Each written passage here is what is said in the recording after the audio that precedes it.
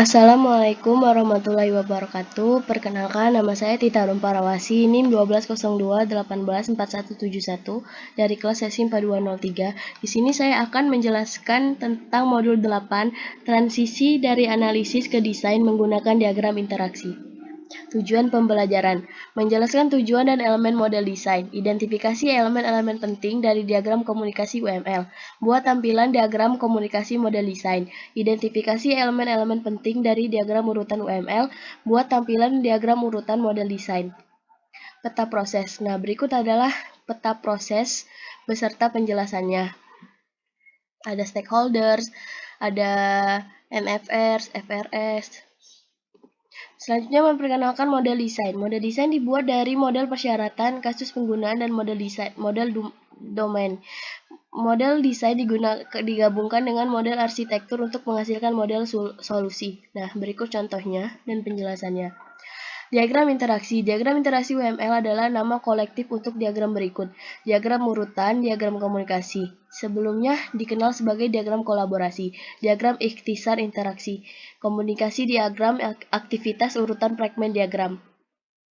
Setiap diagram interaksi UML digunakan untuk menunjukkan urutan interaksi yang terjadi antara objek selama satu atau dua skenario use case, sepotong skenario, satu kasus penggunaan. Diagram interaksi UML juga dapat digunakan untuk menunjukkan urutan interaksi yang terjadi antara sistem dan subsistem. Membandingkan analisis dan desain. Analisis membantu Anda memodelkan apa yang diketahui tentang proses bisnis yang harus digunakan yang didukung oleh sistem. Yang pertama itu gunakan kasus, dan yang kedua adalah model domain. Terus ada desain. Desain itu membantu Anda memodelkan bagaimana sistem akan mendukung proses bisnis. Model desain itu terdiri dari komponen batas atau UI, komponen layanan, dan komponen entitas. Analisis kekokohan. Analisis kekokohan adalah proses yang membantu dalam mengidentifikasi komponen desain yang akan diperlukan dalam model desain.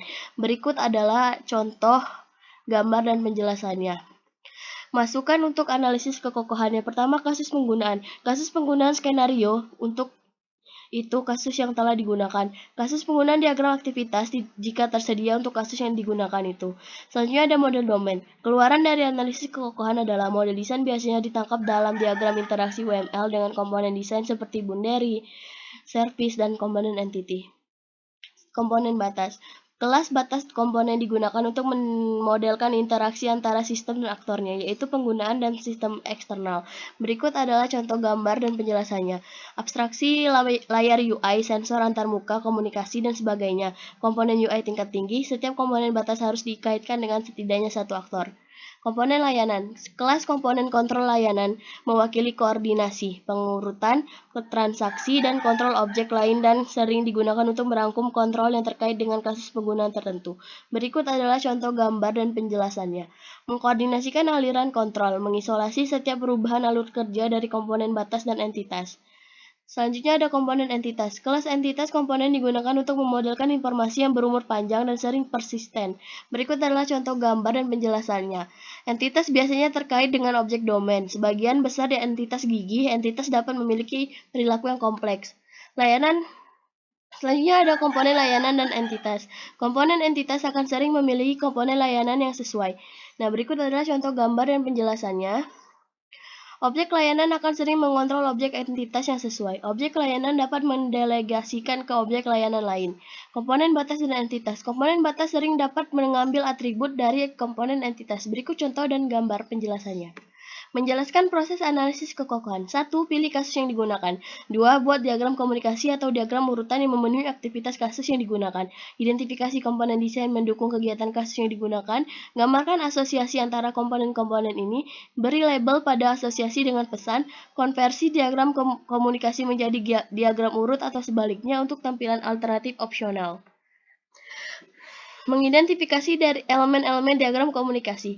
Diagram komunikasi UML terdiri dari elemen-elemen berikut. Nah, seperti yang bisa kalian lihat ada pada gambar dan penjelasannya. Mengidentifikasi elemen-elemen diagram komunikasi, variasi dari diagram komunikasi sebelumnya, seperti di gambar dan penjelasannya. Mengidentifikasi elemen-elemen diagram komunikasi. Sebuah pesan dapat menunjukkan nama pesan, panah arah. Terus panah padat yang artinya pesannya itu sinkron, panah terbuka, artinya pesannya tidak sinkron. Terus yang terakhir ada nomor urut yang menggambarkan urutan pesan, daftar parameter yang diteruskan kepada objek penerima, kondisi penjaga yang menunjukkan pesan bersyarat, dan parameter kembali. Membuat diagram komunikasi. Pilih kasus yang sesuai. Pertama, tempatkan aktor dalam diagram komunikasi. Kedua, analisis formulir kasus yang digunakan atau diagram aktivitas untuk kasus yang digunakan. Untuk setiap tindakan dalam kasus yang digunakan, 1. Identifikasi dan tambahkan komponen batas. Identifikasi dan tambahkan komponen layanan. Identifikasi dan tambahkan komponen entitas. Identifikasi dan tambahkan interaksi lebih lanjut. Temukan metode baru, batas, layanan, dan komponen entitas. Langkah yang pertama, tempatkan aktor di diagram. Nih, tempatkan aktor dalam diagram komunikasi seperti contoh gambar. Terus selanjutnya, identifikasi komponen batas. Agen pemesanan membuat permintaan kamar melewati tanggal kedatangan, tanggal keberangkatan, dan jenis kamar yang diminta. Berikut contohnya pada digambar dan ada penjelasannya.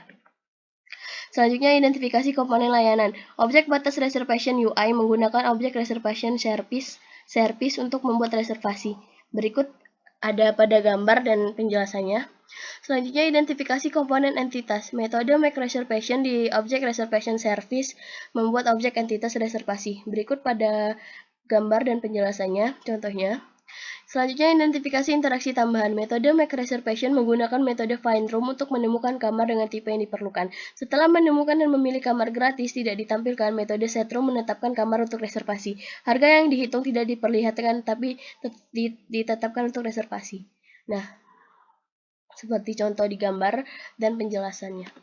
Identifikasi metode tambahan. Metode make reservation objek reservation service mengembalikan objek reservasi tidak ditampilkan ke reservation UI. Metode room request dari reservation UI kemudian memanggil metode get reservation details dari objek reservation yang mengembalikan rincian reservasi. Ini kemudian akan diberitahukan kepada agen pemesanan tapi tidak ditampilkan. Selanjutnya, identifikasi metode tambahan. Nah, ini contoh gambar dan penjelasannya. Contoh diagram komunikasi. Dua diagram komunikasi berikut menunjukkan pandangan yang lebih rinci tentang create reservation. Yang pertama, skenario primer itu berhasil. Yang kedua, skenario sekunder tidak berhasil. Kamar yang ditawarkan ditolak oleh agen pemesanan. Details yang lebih halus telah dihilangkan untuk mengurangi kompleksitas. Nah, ini contoh diagram komunikasi dan penjelasannya. Nah, ini juga. Selanjutnya ada diagram urut. Diagram urut yang pertama berikan perspektif berbeda tentang interaksi antar objek. Dapat digunakan sebagai pengganti diagram komunikasi, dapat dikonversi ke diagram komunikasi. Buktikan lebih berguna bagi pengembang sorot urutan waktu interaksi. Bagian selanjutnya menjelaskan proses diagram urutan UML. Nah, ini diagram urutan UML, contoh gambar dan penjelasannya mengidentifikasikan elemen dari diagram urut. Selanjutnya ada fragment. Diagram urut mendukung notasi fragment. Penggunaan fragment meliputi menampilkan urutan loop, menampilkan jalur alternatif, mengizinkan dua skenario atau lebih ditampilkan pada satu diagram, menampilkan referensi ke fragment diagram sequence terperinci lainnya, memungkinkan Anda untuk memecah diagram besar menjadi beberapa diagram yang lebih kecil. Slide berikutnya menunjukkan contoh notasi fragment. Nah, berikut adalah contoh fragment beserta penjelasannya.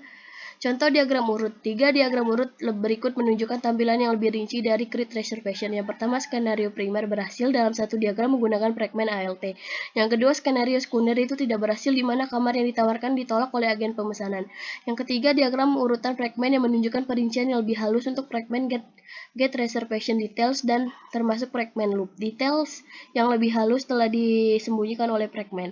Nah, di sini ada contoh diagram urut beserta penjelasannya.